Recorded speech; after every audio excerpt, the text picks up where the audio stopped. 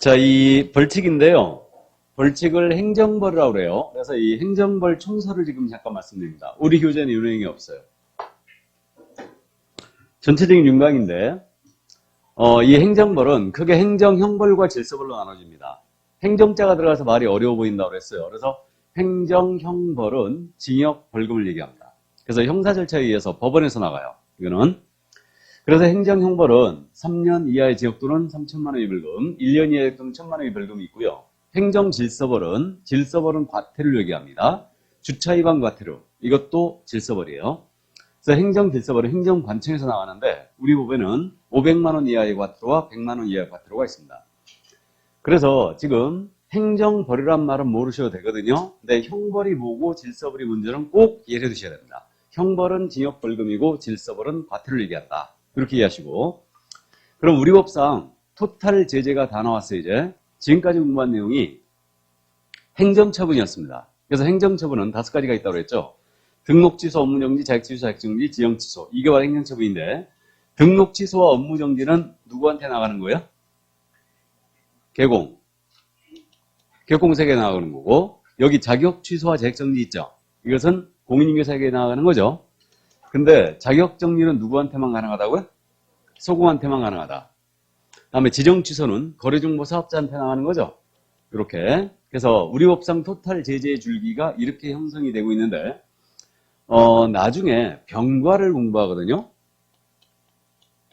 이 병과라는 게 뭐냐면 한 건의 위반 행위에 대하여 동시에 나갈 수 있느냐, 이 문제예요. 이건 이제 병과는 조금 어려운데 시험에서 솔직히 잘 안 물어봅니다. 안 물어보는데 이 그림을 기억하고 있으면 병과를 쉽게 해결할 수 있어요. 그래서 우리 법상 큰 제재의 줄기는 이렇게 나눠지거든요. 행정처분과 행정벌로 나눠지는데 서로 라인이 틀리잖아요. 그러면 동시에 나갈 수 있어요. 대표적인 예가 우리 자격증을 양도 대여를 하게 되면 자격을 취소하게 돼 있죠. 그럼 양도 대여에 대해서는 1년 이하의 적 또는 1천만 원의 벌금 사유이기도 해요. 그래서 자격증 양도 대여하다 걸렸잖아요. 그럼 자격 취소 때리면서 1년짜리 징역 갈 수 있어요. 그래서 요걸 병과라고 합니다. 한 건의 위반 행위로 동시에 나갈 수 있느냐. 그러면 지금 이론적으로 봤을 때 라인이 서로 틀린 행정처분과 행정형벌은 한 건의 위반으로 동시에 나가는 경우가 있다는 얘기죠. 그다음에 행정처분과 행정질서벌도 동시에 나가는 경우가 있어요. 우리 법상 있습니다. 근데 라인이 같이 있습니다. 형벌 나가면서 질서벌 나가는 경우가 있느냐? 이건 없어요. 같은 라인에 있기 때문에. 이거는 같은 벌이기 때문에 이중제재 금지 원칙에 위반돼요. 그렇기 때문에 한 건의 위반 행위로 동시에 나갈 수는 없습니다. 그래서 형벌 나가면서, 즉 징역이나 벌금 때리면서 과태료 때리는 거 없습니다. 이게 이렇게 돼 있어요. 그래서 이렇게 행정벌이 바로 요거다. 요걸 우리는 벌칙이다. 이렇게 부르는 거예요. 그래서 공통 단어가 행정벌 이렇게 돼 있죠. 그래서 이것을 벌칙이라고 불러요. 그래서 이 정도 이해되시고, 우리는 이제 3년짜리 징역사유, 1년짜리 징역사유, 500만 원 이하 과태료 사유, 100만 원 이하 과태료 사유를 암기해야 되는데 각각 한 문제예요. 형벌에서 하나, 질서벌에서 하나, 꼭 하나씩 출제하고 있습니다. 이거는 그래도요, 이 행정처분보다는 훨씬 쉬워요. 이거보다는. 그래서 이쪽은 이 특히 징역사유는 금지행위에 많이 들어가 있죠. 그렇기 때문에 특히 3년짜리는 금지행위가 거의 대다수를 차지하기 때문에 이건 여러분들이 쉽게 기억을 해버립니다. 자, 그래서 3년 이하의 징역 또는 3천만 원의 벌금을 보자는 얘기예요. 그래서 지금 347쪽으로 가는 겁니다. 3년짜리 징역사유. 이걸 3-3이라고 불렀습니다, 지금.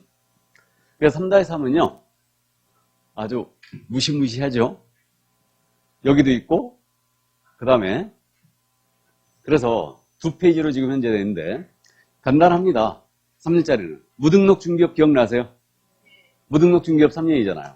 중개사무소에 개설노하는 중개업령이한자. 다음에 부정등록 기억납니까?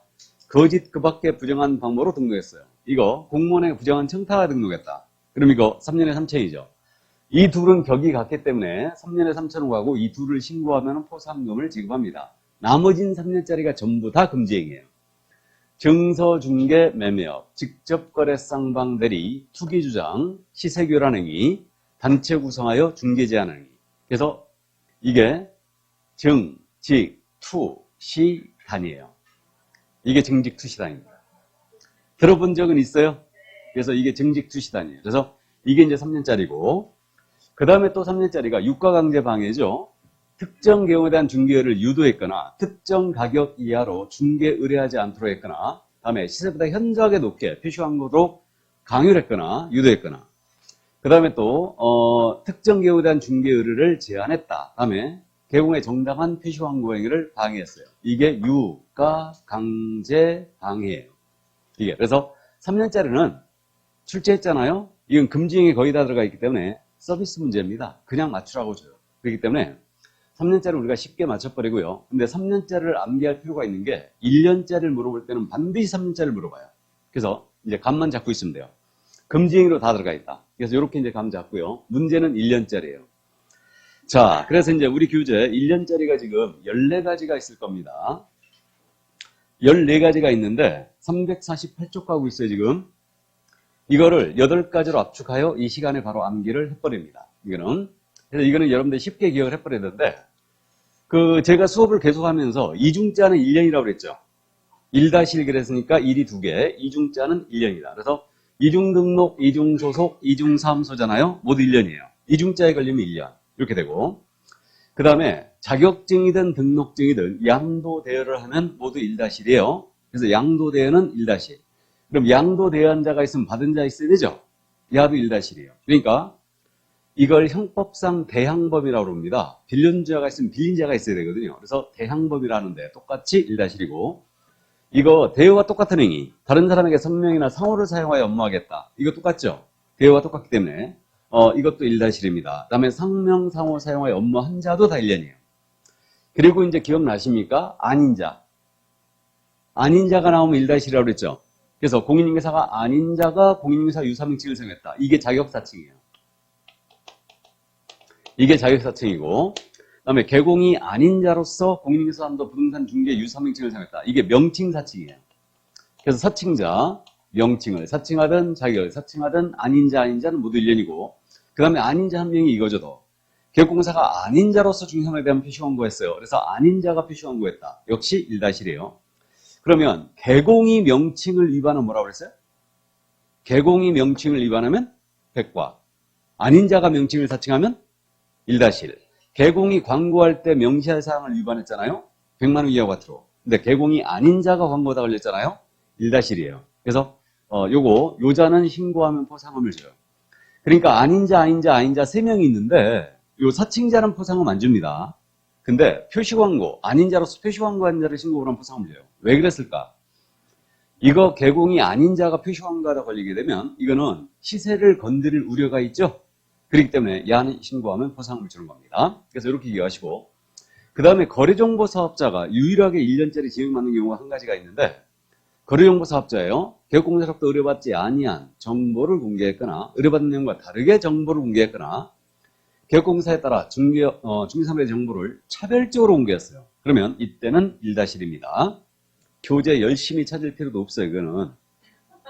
왜 그러냐면 오늘 암기표 나갈 건데 지금 우리 팀장님이 바빠가지고 지금 암기표가 오늘 못 나간 것 같은데 이번 시간 다 끝나고 나갈 거예요. 암기사항 다 끝난 다음에 나갈 겁니다. 암기표 이렇게 돼 있어요. 다 있고 그 다음에 임시중개시설물 설치했잖아요. 이건 이중사무소와 격이 같죠.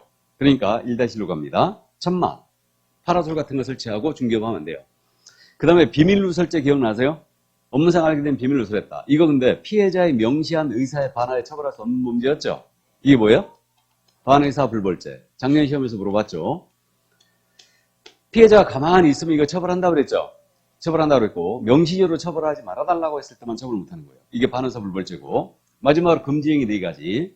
매무수거 1년이죠. 매매업, 무등록업자와 거래, 보수 초과, 거짓된 언행으로 의뢰인의 판단을 시켰을 때. 그래서 요 1년짜리는 어떻게 암기할 거냐면 이양사칭이에요. 이양사칭, 이양사칭.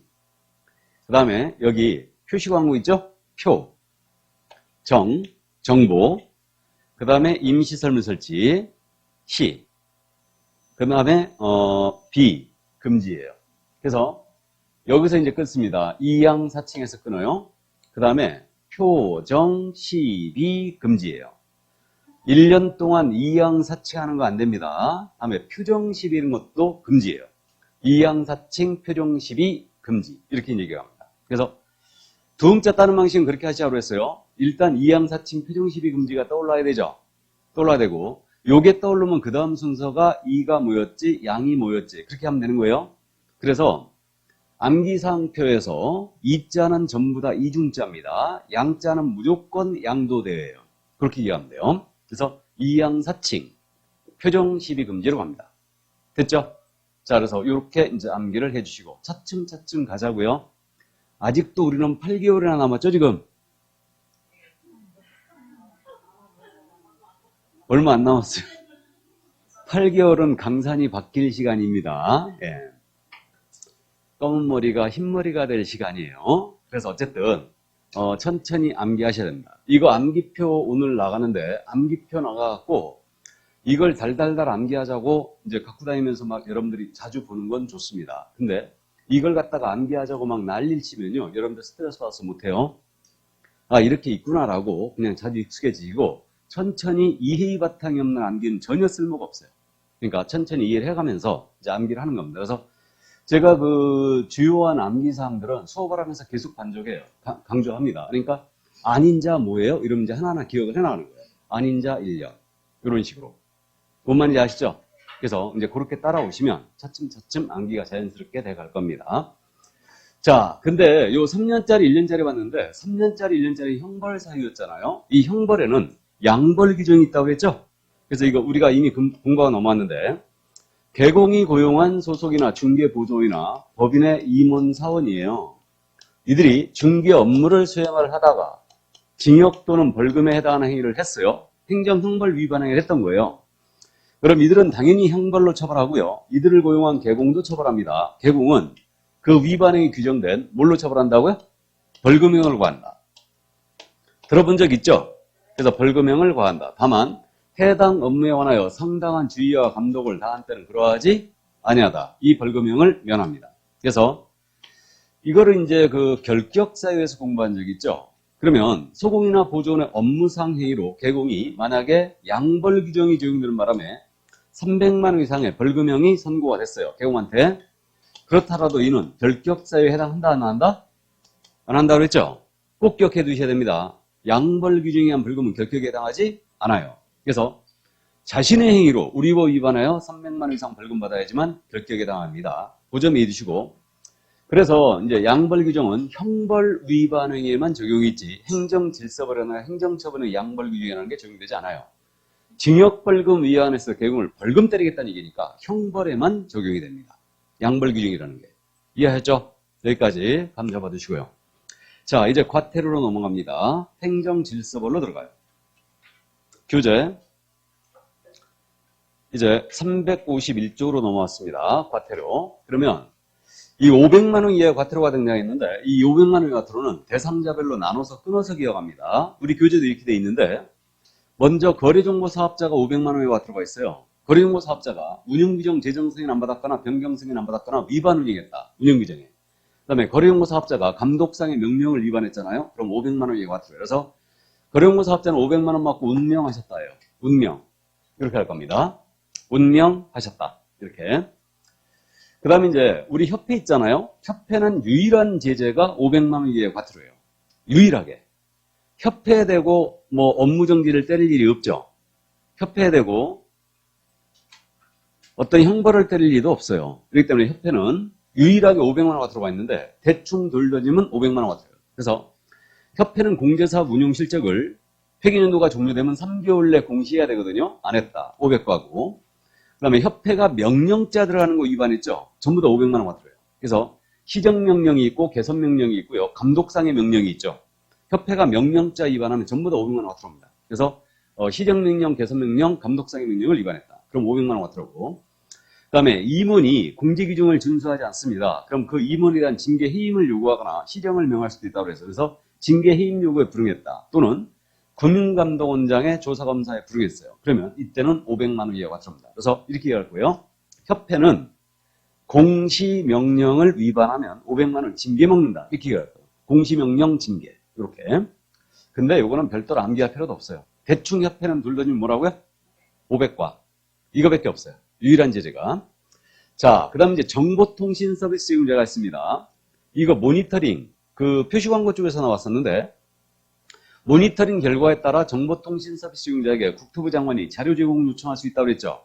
나가서 조사 및 조치를 요구할 수도 있어요. 그래서 확인 좀 해달라. 조치 요구할 수도 있는데, 그래서 정보통신서비스용자는 광고 플랫폼을 운영하는 자라고 이해하시면 됩니다. 그래서 광고 대행업체라고 이해하시라고 그랬는데, 정보통신서비스용자가 국토부 장관의 그런 자료 유출 요구에 불응했거나 조치 요구에 불응했습니다. 그러면 500만 원이 가. 그러니까 가볍게 이해해 주시고요. 그럼 여기 써 있으니까요. 부가징수권자. 거래용고 사업자에 대해서 500만 원 과태료 누가 때리겠어요? 국장이겠죠. 협회도 국장. 이자가 감독권자니까. 그 다음에 정보통신서비스용자는 국장이겠죠. 이자가 요구했으니까. 그래서 이제 이렇게 이해하시고. 자, 그 다음에 이제 여기서부터 500만 원 과태료를 주의해야 되는데, 우리 개공과 소공은 연수교육 받아야 되죠. 주기적으로 받아야 됩니다. 몇 년마다 받아야 된다고요? 2년마다. 그럼 연수교육 안 받으면은 이때는 500만 원 이하 과태료예요. 되게 세게 맞습니다. 그래서 500만 원 이하 과태료 차게 된다. 그래서 이거는 시도의사가 부가징수한다는 거죠. 왜 그러냐면 연수교육 실시권자가 누구예요? 시도지사예요. 그러니까 이자가 부가징수합니다. 그래서 주의하셔야 되고, 그 다음에 이것도 꼭 기억하셔야 되는데, 우리 개공이 성실 정확하게 확인 설명 안 했잖아요. 개공이. 그 다음에 설명의 근거자를 제시하지 않았어요. 그럼 개공이 성실 정확하게 설명하지 않거나 근거자를 제시하지 않았다. 이때는 500과예요. 이 행위를 소공이 하면 어떻게 돼요? 소공은 자격 정지. 개공은 500만 원 이하 과태료. 그래서 이거 주의하셔야 됩니다. 이게 전에 업무정지였어요. 근데 500과로 내려놓은 거죠, 지금. 그래서 이거 주의하시고. 부당한 표시 광고 기억나십니까? 존다과해. 부당한 표시 광고가 존다과해. 이건데, 존재하지 않는 물건을 존재하는 것처럼 사실과 다르게 과장되게 부동산 거래세를 해칠 우려가 있는 광고로서 소비자를 속이는 광고. 이게 부당한 표시 광고인데 이것은 500만 원 이하의 과태료입니다. 개공이 광고할 때 명시할 사항을 명시하지 않았잖아요. 100과예요. 개공이 아닌 자가 광고하다 걸렸잖아요. 1-1이에요. 근데 개공이 광고하면서 부당한 표시 광고했다. 그럼 이거는 500만 원 이하의 과태료입니다. 그래서 이렇게 이제 감 잡아갈 거고요. 그럼 이거는 당연히 등록관청이 부가징수해야 되죠? 부당한 표시 광고한 자. 맞죠? 이렇게 되고. 그 다음에 성실 정확하게 설명하지 않은 개공 500만 원 과태료를 등록관청이 부가징수합니다. 자, 그래서 500과 사유 이렇게 이제 감 잡아두시고요. 그 다음 이제 100만 원 이하의 과태료로 갑니다. 그럼 100만 원 이하의 과태료 부과 사유는 우리 교재와 역시 순서를 확 바꿔서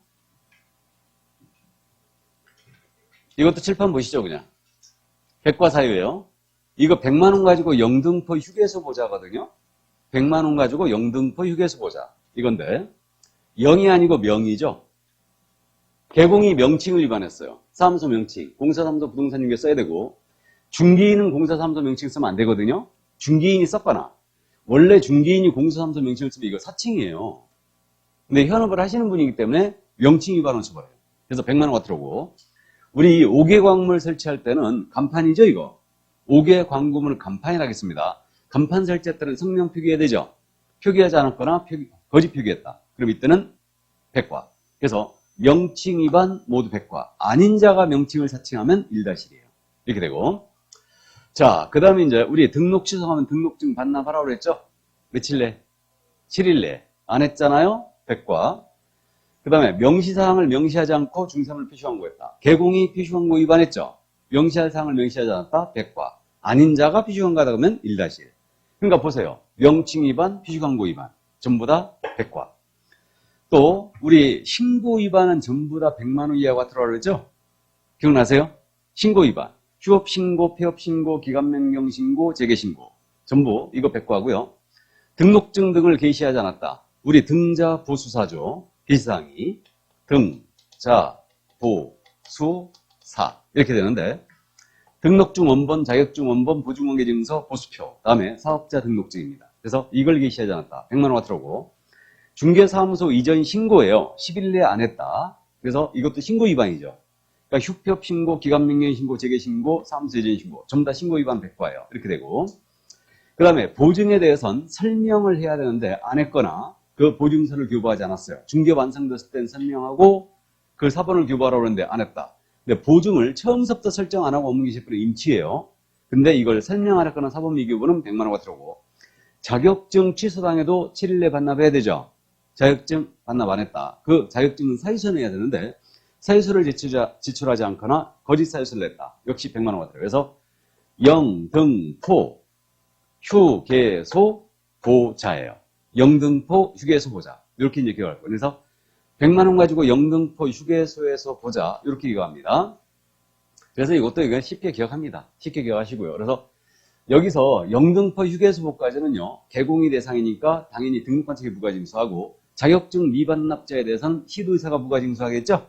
과태료를. 그래서 시도의사가 부가징수를 합니다. 자, 그래서 이제 500만 원 이하의 과태료 사유, 100만 원 과태료 사유 이렇게 이제 다 봤고요. 과태료 사유는 쉽게 암기해버립니다. 형벌도 쉽게 암기해요, 여러분들이.